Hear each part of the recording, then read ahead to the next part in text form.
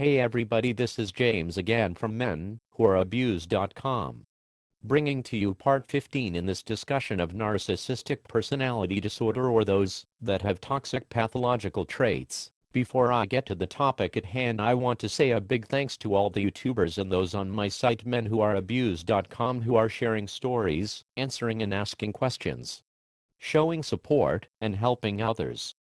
Thanks for making this channel inside a success. If one person can stay out of a toxic relationship because of these videos and information on my site menwhoareabused.com, then I know this is all worth it. Now, on to the main topic of part 15. In part 15 I want to talk more about control the narcissist or toxic person starts to claim over you in the beginning of the relationship of knowing them, and how, since what I'm about ready to say is so mainstream and accepted in our society, no one questions it as control or abuse, and believe you me, it is. And it's also one of the big first toxic red flags you can see in the first 6 months of dating someone. It's when this new person you're dating starts to act jealous and gets you to stop talking with certain people or getting rid of your friends. If you mention something funny a woman at your work might have said, your girlfriend will get really upset and tell you, "How dare you talk about another woman in front of me?" So even though the woman you're talking about is 60, has glasses, and grandkids, you start cutting these people out of your life and changing your lifestyle to make your new partner happy. Before you know it, your girlfriend starts to get strange calls from men while you're at dinner. And when you question it, you're told, "Oh, it's just a work friend." I know. Hypocritical, right? Or she will announce 6 months to a year later, after she has control of you, that her girlfriends want to take a girls-only trip to Las Vegas, or she wants to catch up with an old girlfriend of hers by hanging out with her at a bar or nightclub for a girls-only night. Now this is the same girl that made you stop talking to certain people that she had seen as a threat to herself in your relationship. But now that she has you all to herself, she's periodically going out to do things single people do. And when you question it, she uses the tactic of what I've talked about before: projection. By saying that you're just a jealous man, and that all women do this kind of stuff, and to not be paranoid, she is clearly projecting her feeling onto you by saying you are doing what she's really doing. She's really the paranoid jealous one, not you. You're just realizing this situation seems a little bit hypocritical and are questioning it as a normal person would. The reason why I say this is a mainstream problem and a widely accepted form of abuse is for a few reasons. The reason is, think about if this was happening to a woman and she confided in a friend for advice or help. No doubtly the friend would tell her this behavior on the boyfriend's part is wrong, and that he's just a player, probably cheating on her. I will say that her friend's assessment is probably 100% right, but if a man confides in a friend with this issue, this friend will quickly tell him to stop overreacting, and that his wife does the same thing, and that you have to have a relationship on trust, and that he trusts his wife. After you get this response from a few other men, the brainwashing starts to take hold, and you start to believe you're just being paranoid, and that it's normal she does these things, instead of bouncing these things off of reality. The reality that you just gave up half of the people you know, because your new girlfriend seen them as a threat, and that if you were to go to the same places she goes to, and engage in the same kind of behavior, she would call you a terrible boyfriend and leave you for someone else. This is the hypocritical double standard that exists in society today regarding men and women. Women can talk about past boyfriends, past sexual encounters, go to bars, nightclubs, strip clubs, or girls-only trips, and it's seen as absolutely normal. However, if a man is doing those same things, he's seen as a player, cheater, no good, and terrible boyfriend or husband. Just like any form of abuse, it doesn't matter if a man does it or a woman does it. It's flat out wrong.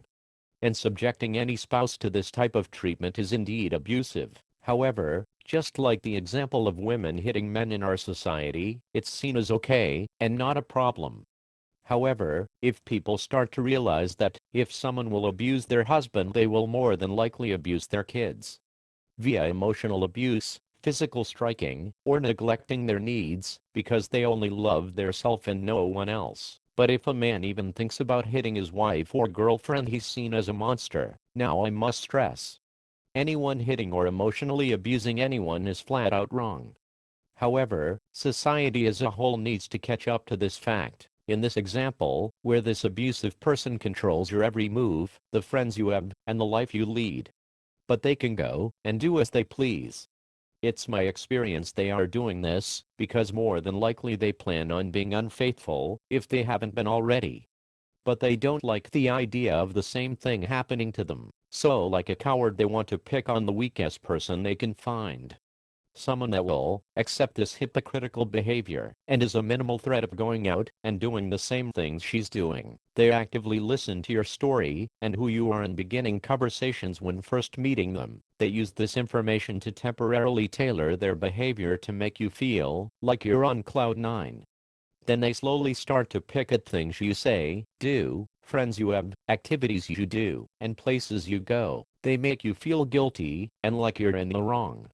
They know this is easy to do, based on earlier conversations you've had with them. Conversations showing yourself to being a very thoughtful, kind, and nice man. So because you feel like you're in the wrong you give in to her demands. Bingo.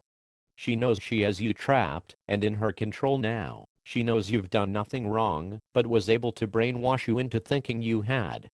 She now knows she can say and do whatever she wants. Because she can just convince you all of your relationship troubles are completely your fault and you will just blindly accept it before all of this happens. It's a good idea to realize anyone that wants to control a person's life is they usually want to do so for very selfish and sinister reasons, no matter if it's a man or woman doing this.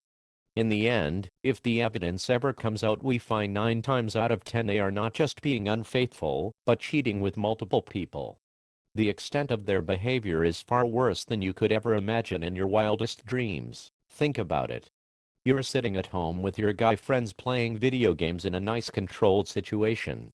Meanwhile your wife or girlfriend is at a nightclub flirting with other men flirting with her dancing with other men, and getting proposition left and right. How well do you think this would go over if you forced your girlfriend to stay at home and bake cookies with her friends while you and your buddies went out on the town to meet other women? You're right. That would never ever happen. Never in a million years. That being the case, why do we guys let this happen to us? The key is to set healthy boundaries. If someone seems to be doing something dishonest, know this behavior won't get better nor change. The only way to deal with this problem is to end the relationship and meet someone that is genuine and doesn't have an agenda. When you allow someone to come into your life, tell you what to do, where you can go, and who you can be friends with, then they hypocritically can go and do as they please. They can see you as a person who has no personal boundaries.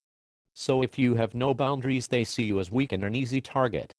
Thus they take advantage of you constantly, all the while tugging on your heartstrings. Boundaries are important, even if you're dating a non-toxic person. The reality is that, if you're dating someone seriously, that your behavior should indeed change geared toward that of a person in a relationship, and not that of a single person. Constantly seeking out inappropriate relationships with those of the opposite sex can only make your partner feel unappreciated, unloved, not cared for or desired. Think about it this way. Do you purposely play with other kids instead of your own, and flaunt it in front of your kid's face? No. Otherwise you would be seen as a terrible parent. Well, when men do this to women, women state they feel uncared for, unloved, and not desirable, and rightfully so feel that their spouse is being unfaithful. And like I say, when the evidence comes out it's proven the spouse being unfaithful is usually 100% correct. Well, I have news for you. Men are affected the same way as women and children with this type of emotionally abusive treatment and neglect, despite we are being cheated on, and used and abused. We're told to just suck it up, and that it's all in our head. Sorry for running out of time on this video guys. I will be back to post more about this on part 16, as I feel it's an important topic that affects the common man in today's society. Remember, knowledge is power, and to visit menwhoareabused.com to share your stories, seek help, and to help others. Take care and bye for now.